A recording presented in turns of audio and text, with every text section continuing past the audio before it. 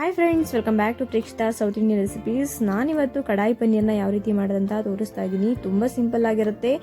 ನಿಮಗೆ ಪನ್ನೀರಲ್ಲಿ ವೆರೈಟಿ ಮಾಡಬೇಕು ಅಂದರೆ ಈ ರೀತಿ ನೀವು ಕಡಾಯಿ ಪನ್ನೀರ್ನ ಒಂದ್ಸಲ ಟ್ರೈ ಮಾಡ್ಬೋದು. ತುಂಬ ಟೇಸ್ಟಿಯಾಗಿರುತ್ತೆ. ಹಾಗಿದ್ರೆ ಬನ್ನಿ ಯಾವ ರೀತಿ ಮಾಡೋದಂತ ನೋಡ್ಕೊಂಬರೋಣ. ಅದಕ್ಕಿಂತ ಮುಂಚೆ ನೀವು ನನ್ನ ಚಾನಲ್ನ ಸಬ್ಸ್ಕ್ರೈಬ್ ಆಗಿ ಸಬ್ಸ್ಕ್ರೈಬ್ ಮಾಡ್ಕೊಳ್ಳಿ. ಹಾಗೆ ಪಕ್ಕದಲ್ಲಿರುವ ಬೆಲ್ಲೈಕನ್ನ ಕೂಡ ಕ್ಲಿಕ್ ಮಾಡ್ಕೊಳ್ಳಿ. ಮೊದಲಿಗೆ ನಾನಲ್ಲಿ ಕಡಾಯಿ ಪನ್ನೀರ್ ಮಾಡೋದಕ್ಕೆ ಒಂದು ಸ್ಟವ್ನ ಆನ್ ಮಾಡಿಕೊಂಡು ಸ್ಟವ್ ಮೇಲೆ ಒಂದು ಬಾಣಲಿಯನ್ನು ಇಟ್ಟು ಆ ಬಾಣಲಿಗೆ ಒಂದು 4 ರಿಂದ 5 ಟೇಬಲ್ ಸ್ಪೂನಷ್ಟು ಎಣ್ಣೆನ ಹಾಕ್ತಾ ಇದ್ದೀನಿ. ಎಣ್ಣೆ ಚೆನ್ನಾಗಿ ಸ್ವಲ್ಪ ಬಿಸಿ ಆದಮೇಲೆ ಅದನ್ನು ಸ್ವಲ್ಪ ಸ್ಟವ್ನ ಮೀಡಿಯಂ ಫ್ಲೇಮಲ್ಲಿಟ್ಟು ನಾನು ಇಲ್ಲಿ 100 ರೂಪೀಸ್ ಪನ್ನೀರ್ನ ತೊಗೊಂಡಿದ್ದೆ.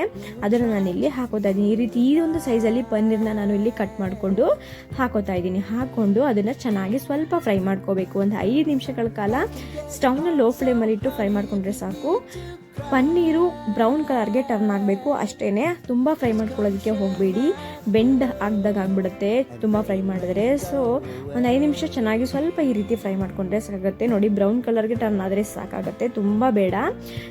ಈಗ ನೋಡಿ, ಇಷ್ಟ ಆದರೆ ಸಾಕು. ನಾನಿವಾಗ ಅದನ್ನು ಪನ್ನೀರ್ನ ಸೈಡ್ಗೆ ಎತ್ತಿಟ್ಕೊಂಡಿದ್ದೀನಿ. ಮತ್ತು ಅದೇ ಬಾಣಲಿಗೆ 3 ಟೇಬಲ್ ಸ್ಪೂನಷ್ಟು ಎಣ್ಣೆನ ಹಾಕ್ಕೊಂಡು ನಾನಿಲ್ಲಿ 1 ಕ್ಯಾಪ್ಸಿಕಮ್ ಮತ್ತು 1 ಈರುಳ್ಳಿಯನ್ನು ನಾನು ನೋಡಿ ಈ ಸೈಜಲ್ಲಿ ಕಟ್ ಮಾಡಿಕೊಂಡು ಹಾಕೋತಾ ಇದ್ದೀನಿ. ನೋಡಿ, ಈ ರೀತಿ ಹಾಕೋದ್ರಿಂದ ಪಲ್ಯದಲ್ಲಿ ನಾವು ತಿನ್ನಬೇಕಾದ್ರೆ ಬಾಯಿಗೆ ಸಿಗ್ತಾ ಇದ್ರೆ ಕ್ಯಾಪ್ಸಿಕಮ್ ಈರುಳ್ಳಿ ಸಿಗ್ತಾ ಇದ್ರೆ ತುಂಬ ಚೆನ್ನಾಗಿರುತ್ತೆ. ಮಧ್ಯೆ ತಿಂತಾ ಇದ್ರೆ ತುಂಬ ಚೆನ್ನಾಗಿರುತ್ತೆ ಸಿಗ್ತಾ ಇದ್ರೆ. ನೋಡಿ, ಈ ರೀತಿ ಚೆನ್ನಾಗಿ ಸ್ವಲ್ಪ 1.25% ಕ್ಯಾಪ್ಸಿಕಮ್ ಮತ್ತು ಈರುಳ್ಳಿಯನ್ನು ಈ ರೀತಿ ಎಣ್ಣೆಯಲ್ಲಿ ಫ್ರೈ ಮಾಡ್ಕೋಬೇಕು. ಇದರಿಂದ ಪಲ್ಯದ ಟೇಸ್ಟ್ ಕೂಡ ಈ ರೀತಿ ಮಾಡೋದ್ರಿಂದ ತುಂಬ ಚೆನ್ನಾಗಿ ಬರುತ್ತೆ. ನೋಡಿ, ಇಷ್ಟ ಆದರೆ ಸಾಕು. ಇವಾಗ ನಾನು ಅದನ್ನು ಕ್ಯಾಪ್ಸಿಕಮ್ ಮತ್ತು ಈರುಳ್ಳಿಯನ್ನು ಫ್ರೈ ಮಾಡ್ಕೊಂಡಿದ್ದಾಗಿದೆ. ಇದಾದಮೇಲೆ ಇದನ್ನು ಸೈಡ್ಗೆ ನಾನು ಎತ್ತಿಟ್ಕೋತೀನಿ.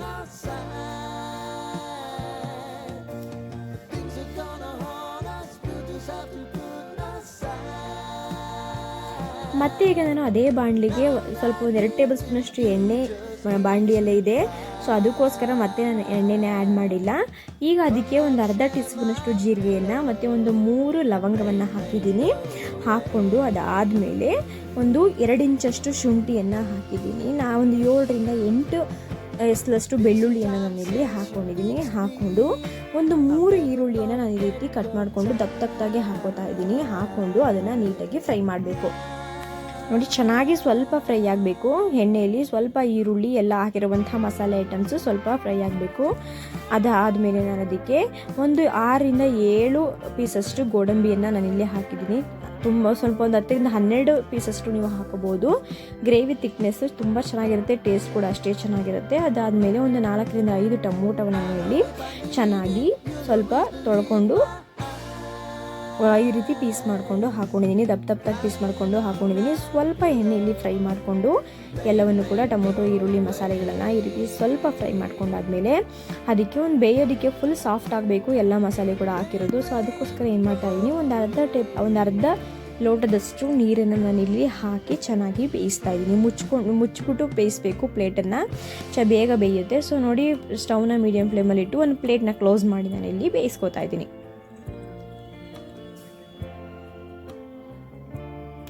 ನೀವು ನೋಡ್ತಾ ಇರ್ಬೋದು, ಇಲ್ಲಿ ನೀರೆಲ್ಲ ಸೀದು ಇಲ್ಲಿ ಚೆನ್ನಾಗಿ ಫ್ರೈ ಆಗಿದೆ. ಟೊಮೊಟೊ ಕೂಡ ಸಾಫ್ಟ್ ಆಗಿದೆ, ಟೊಮೊಟೊ ಈರುಳ್ಳಿ ಎಲ್ಲವೂ ಕೂಡ ಸಾಫ್ಟ್ ಆಗಿದೆ. ಈಗ ಅದನ್ನು ಒಂದು ಮಿಕ್ಸಿ ಜಾರ್ಗೆ ತಣ್ಣಗಾಗೋದಕ್ಕೆ ಬಿಟ್ಟು ಈಗ ಅದನ್ನು ಒಂದು ಮಿಕ್ಸಿ ಜಾರ್ಗೆ ಹಾಕ್ಕೊಂಡು ರುಬ್ಕೋಬೇಕು. ನೋಡಿ, ಈ ರೀತಿ ಚೆನ್ನಾಗಿ ಫೈನ್ ಪೇಸ್ಟ್ ಆಗಬೇಕು. ಈಗ ರುಬ್ಕೊಂಡಿದ್ದಾಗಿದೆ. ಈಗ ಸ್ಟವ್ನ ಆನ್ ಮಾಡಿಕೊಂಡು ಸ್ಟವ್ ಮೇಲೆ ಒಂದು ಬಾಣಲಿಯನ್ನು, ನೀವು ಯಾವುದರಲ್ಲಿ ಪಲ್ಯ ಮಾಡ್ತೀರಾ ಅದನ್ನು ಇಟ್ಕೋಬೋದು. ನೋಡಿ, ಈಗ ನಾನು ಇಲ್ಲಿ ಬಾಣಲಿಯನ್ನು ಇಟ್ಕೊಂಡು ಈ ರೀತಿ ಒಂದು ಬಾಣಲಿಯನ್ನು ಇಟ್ಕೊಂಡು ಅದಕ್ಕೆ ಸ್ವಲ್ಪ 4 ರಿಂದ 5 ಟೇಬಲ್ ಸ್ಪೂನಷ್ಟು ಆಯಿಲ್ನ ಹಾಕಿ, ಏನೂ ಹಾಕೋದು ಬೇಡ, ಮಸಾಲೆ ಐಟಮ್ಸ್ ಎಲ್ಲ ಆಲ್ರೆಡಿ ಹಾಕಿರ್ತೀವಿ ಮಸಾಲೆಗೆ. ಸೊ ಈಗ ಅದಕ್ಕೆ ನಾನು ಸ್ವಲ್ಪ ಬಾಣಲಿಗೆ ಎಣ್ಣೆ ಹಾಕ್ಕೊಂಡು 4 ರಿಂದ 5 ಟೇಬಲ್ ಸ್ಪೂನಷ್ಟು ಇವಾಗ ಆ ಮಸಾಲೆ ಏನು ರುಬ್ಬಿಟ್ಕೊಂಡಿದ್ದೀವಿ ಅದನ್ನು ನಾನಿಲ್ಲಿ ಬಾಣಲಿಗೆ ಹಾಕಿ ಸ್ವಲ್ಪ ಫ್ರೈ ಮಾಡ್ತಾ ಇದ್ದೀನಿ.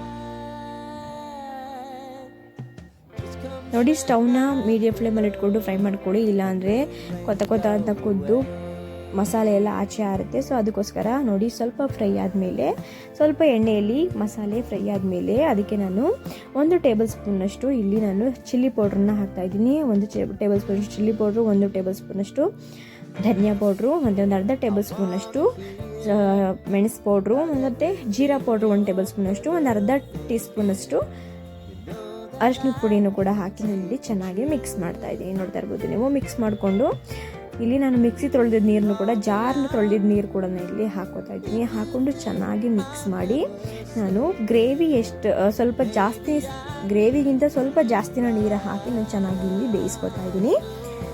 ನೋಡಿ ಈ ರೀತಿ ಬೇಯಿಸ್ಕೋಬೇಕು. ನೋಡ್ತಾ ಇರ್ಬೋದು ನೀವು, ನಾನು ಹಾಕಿದಂಥ ನೀರು ಸರಿಯಾಗಿ ಇಲ್ಲಿ ಗ್ರೇವಿ ಕೂಡ ರೆಡಿಯಾಗಿದೆ. ರುಚಿಗೆ ತಕ್ಕಷ್ಟು ಉಪ್ಪನ್ನು ಕೂಡ ನಾನು ಇಲ್ಲಿ ಆ್ಯಡ್ ಮಾಡಿ ಚೆನ್ನಾಗಿ ಬೇಯಿಸ್ಕೊಂಡಿದ್ದೀನಿ. ನೋಡಿ ಈಗ ನಾನು ಚೆನ್ನಾಗಿ ಗ್ರೇವಿ ಬೆಂದಮೇಲೆ ನೋಡಿ ಇವಾಗ ಅದಕ್ಕೆ ನಾನು ಕ್ಯಾಪ್ಸಿಕಮ್ ಮತ್ತು ಈರುಳ್ಳಿಯನ್ನು ಫ್ರೈ ಮಾಡಿಕೊಂಡು ಎಣ್ಣೆಯಲ್ಲಿ ಇಟ್ಕೊಂಡಿದ್ನೋ ಅದನ್ನು ಕೂಡ ಇಲ್ಲಿ ಹಾಕ್ತಾಯಿದ್ದೀನಿ. ಹಾಕಿ ಅದಾದಮೇಲೆ ಪನ್ನೀರನ್ನ ಕೂಡ ಫ್ರೈ ಮಾಡ್ಕೊಂಡು ಇಟ್ಕೊಂಡಿದ್ವಿ ಅಲ್ವಾ, ಅದನ್ನು ಕೂಡ ನಾನು ಇಲ್ಲಿ ಹಾಕೋತಾ ಇದ್ದೀನಿ. ಹಾಕಿ ಚೆನ್ನಾಗಿ ಮಿಕ್ಸ್ ಮಾಡ್ತಾ ಇದ್ದೀನಿ. ನಾನಿಲ್ಲಿ ಸ್ವಲ್ಪ ತಿಕ್ನೆಸ್ ಅನ್ನಿಸ್ತು ಇದು ಗ್ರೇವಿ, ಅದಕ್ಕೋಸ್ಕರ ಸ್ವಲ್ಪ ನೀರನ್ನು ಆ್ಯಡ್ ಮಾಡಿ ನಾನಿಲ್ಲಿ ಚೆನ್ನಾಗಿ ಕುದಿಸ್ಕೊಂಡಿದ್ದೀನಿ. ಜೊತೆಗೆ ಒಂದು 2 ನಿಮಿಷ ಕುದಿಸ್ಕೊಂಡಾದಮೇಲೆ ಅದಕ್ಕೆ ನಾನು ಇವಾಗ ನೋಡ್ತಾ ಇರ್ಬೋದು ನೀವು, ಚೆನ್ನಾಗಿ ಕುದ್ದಿದೆ. ಗ್ರೇವಿ ಕೂಡ ಚೆನ್ನಾಗಿ ರೆಡಿಯಾಗಿದೆ, ತಿಕ್ನೆಸ್ ಕೂಡ ಚಪಾತಿ. ಕೊನೆಯದಾಗಿ ನಾನು ಸ್ವಲ್ಪ ಕಸ್ತೂರಿ ಮೆಂತಿನೂ ಕೂಡ ಹಾಕಿದ್ದೀನಿ. ಅದಾದಮೇಲೆ ಸ್ವಲ್ಪ ಕುದಿಸ್ಕೊಂಡು ನಾನು ಕೊತ್ತಂಬರಿ ಸೊಪ್ಪನ್ನು ಕೂಡ ಹಾಕ್ಕೊಂಡು ನೀಟಾಗಿ ಮಿಕ್ಸ್ ಮಾಡ್ಕೋತಾ ಇದ್ದೀನಿ. ನೋಡಿ ಇಷ್ಟಾದರೆ ಸಾಕು. ತುಂಬ ಸಿಂಪಲ್ಲು ಕಡಾಯಿ ಪನ್ನೀರನ್ನ ಮಾಡೋದು, ತುಂಬ ಡಿಫ್ರೆಂಟ್ ಆಗಿರುತ್ತೆ ಟೇಸ್ಟ್ ಮಾತ್ರ. ನೋಡಿ ತುಂಬ ಚೆನ್ನಾಗಿರುವಂತಹ ಕಡಾಯಿ ಪನ್ನೀರು, ಟೇಸ್ಟಿಯಾಗಿರುವಂತಹ ಕಡಾಯಿ ಪನ್ನೀರು ರೆಡಿಯಾಗಿದೆ. ಚಪಾತಿ, ದೋಸೆ, ಅನ್ನಕ್ಕೆ ಎಲ್ಲದಕ್ಕೂ ಕೂಡ ತುಂಬ ಸಖತ್ತಾಗಿರುವಂತಹ ಪನ್ನೀರ್ ಇದು. ತುಂಬ ಚೆನ್ನಾಗಿತ್ತು. ನಮ್ಮ ಮಕ್ಕಳು ಮಾತ್ರ ಅವತ್ತು ಇಷ್ಟಪಟ್ಟು ತಿಂದು, ನಮ್ಮ ಅಕ್ಕನ ಮಗಳಿಗಂತೂ ತುಂಬ ಇಷ್ಟ ಆಯಿತು ಈ ಪಲ್ಯ. ನೋಡಿ ಇವಾಗ ನಾನು ಅದನ್ನು ಚಪಾತಿ ಜೊತೆ ಸರ್ವ್ ಮಾಡ್ತಾ ಇದ್ದೀನಿ. ಟೇಸ್ಟ್ ಮಾತ್ರ ಅದ್ಭುತವಾಗಿತ್ತು, ನನಗಂತೂ ತುಂಬ ಇಷ್ಟ ಆಯಿತು. ನೀವೊಂದ್ಸಲ ನಿಮ್ಮ ಮನೇಲಿ ಈ ರೀತಿ ಪಲ್ಯನ ರೆಡಿ ಮಾಡಿ ಟೇಸ್ಟ್ ಆಗಿದೆ ಅಂತೇಳಿ ಕಮೆಂಟ್ ಮೂಲಕ ತಿಳಿಸಿ. ಹಾಗೆ ಈ ವಿಡಿಯೋ ಇಷ್ಟ ಆದಲ್ಲಿ ಲೈಕ್ ಮಾಡಿ, ಶೇರ್ ಮಾಡಿ. ಹಾಗೆ ಇದೇ ರೀತಿ ಅತಿ ಹೆಚ್ಚು ರೆಸಿಪಿಗಳಿಗಾಗಿ ನಮ್ಮ ಚಾನಲ್ನ ಸಬ್ಸ್ಕ್ರೈಬ್ ಮಾಡೋದು ಮಾತ್ರ ಮರಿಬೇಡಿ. Thank you for watching.